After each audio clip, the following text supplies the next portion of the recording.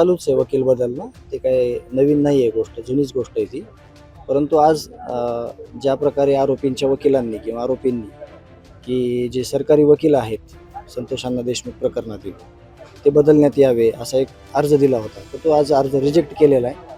As it is जशात तसे हेच वकील ही केस पुढे चालवतील अशी ऑर्डर देखील झालेली आहे.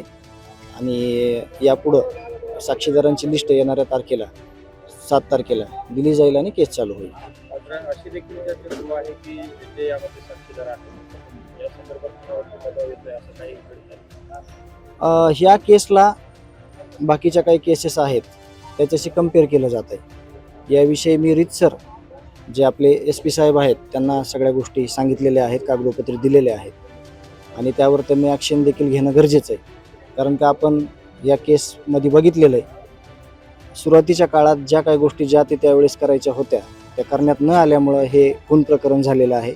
त्याच पद्धतीनं आज वेगवेगळ्या नंबरवरून काही कॉल येत आहेत आणि ते कॉल कुठल्या नंबरवरून येत आहेत आणि कोण कशा संदर्भात करतायत त्याचे आम्ही रीतसर अर्ज दिलेले आहेत SP ऑफिसला. त्यावर लवकरात लवकर ॲक्शन व्हावी.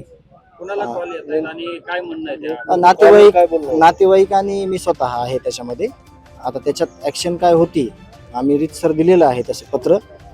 त्यावर मी जर आज SP साहेब असतील तर मी त्यांना भेटणार आहे. काय त्यामध्ये धमकी दिली जाते काय दबाव आणला जातो असं म्हणजे अंदाज काढला जातोय की समजा ही केस कशाने थांबवल. आता तुम्हाला सगळ्याला माहिती आहे, गावकऱ्यांना माहिती आहे, सगळ्या राज्याला माहिती आहे, या लोकांना फाशी झाल्याशिवाय ही केस कुठंच थांबणार नाही कुठल्याच कंडिशनवर. आणि जे केलेलं घोर पाप आहे त्या पापाची शिक्षा त्यांना मिळणार आहे.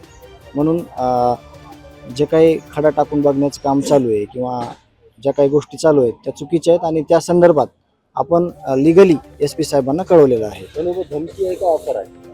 नाही, त्याला नाही आपल्याला सांगता येणार काय आहे ते, परंतु ते म्हणजे आता त्याच्यात पुढं आपण त्याच्यात इंटरेस्ट घेत नाही कुठल्या गोष्टीत, म्हणून आपल्याला त्या संदर्भात बोलता नाही येणार.